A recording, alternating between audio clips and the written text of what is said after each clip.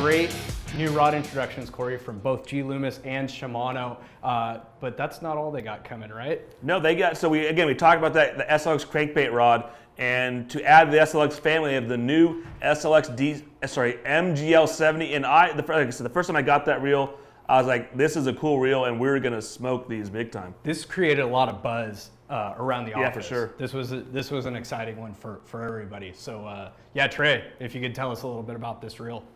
Yeah, it's absolutely. It built on that SLX platform. So we introduced SLX a couple of years ago. Then we came with XT and DC. We've built out this nice little family of reels, and we've pushed a ton of them into the market. It's just such a great option to fill out your arsenal with quality reels. It's recruiting new people into the Shimano brand, and that MGL is basically going to be. It really is the SLX XT platform and tooling. So it's got the same tooling as the XT, but the big difference is you're going to have that shallower 70 MGL spool.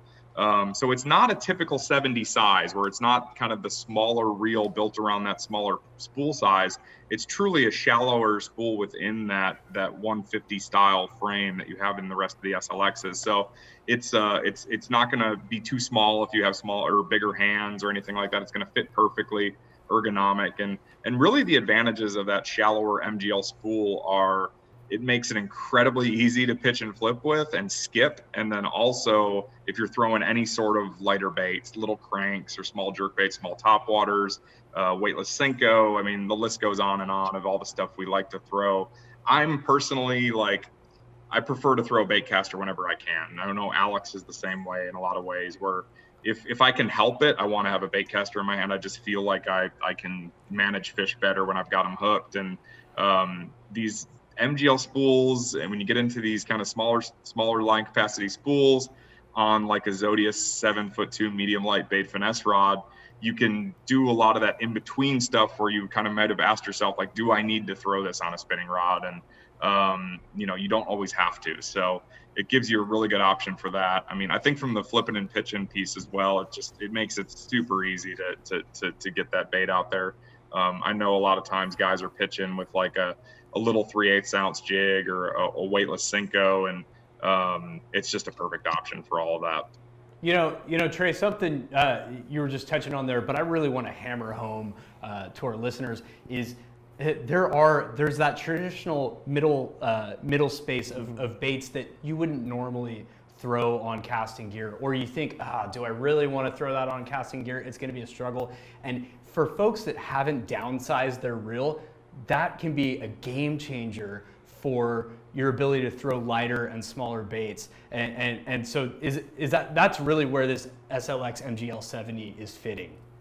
Yeah, I mean, that's really where it's going to shine. I mean, and the thing is of course, like we all would love to be able to just go out and wind something, catch them all the time. But there's more people fishing right now than ever before, which means more pressure, right? So you're going to have to get a little finesse here. I know you guys are in California. You guys deal with small lakes and a lot of bass heads, and having those little tweaks and tricks and being able to go behind somebody with a little bit more delicate presentation. That's the difference between catching and not a lot of the time. And this reel is really going to shine there. And to your point, exactly. I mean, a Corrado 200 is awesome. I mean, I have so many Corrado 200s and I throw a lot of stuff on them, but it's not the perfect tool for the job when you get into some of these smaller baits. And that SLX 70 MGL with that MGL spool, less inertia, just a lot easier to get started and throw that smaller stuff. And that's one of the things I'm excited about is, I more and more I'm getting used to using more spinning reels. I always be ones, I don't want to use those little fairy ones. I would use a lot of the casting rods. And when you guys first came out with your the drop shot casting rod, I was using that a lot in the old Corrado 100s, and this is a great reel for that kind of stuff, just using for just a finesse approach with casting. And I still kind of prefer, for a lot of techniques, if I can get away with the casting rod, and that's what this reel is going to be a great fit for. Right, and you can pre-order it right now. Yeah. Get in line for yours. Just a beautiful looking reel too. Yeah. So I think Shimano did a great job there. And $149.99 with that MGL spool, man. I mean, it looks like a high-end reel. It casts like a high-end. We've really never had a good finesse caster at this price. I mean, $149 with an MGL spool is, man, that's huge. Beast. So. Sure. So for I got to test them, and I'm not a small lure guy because I throw carotid 200, so not my thing. I backlash a lot.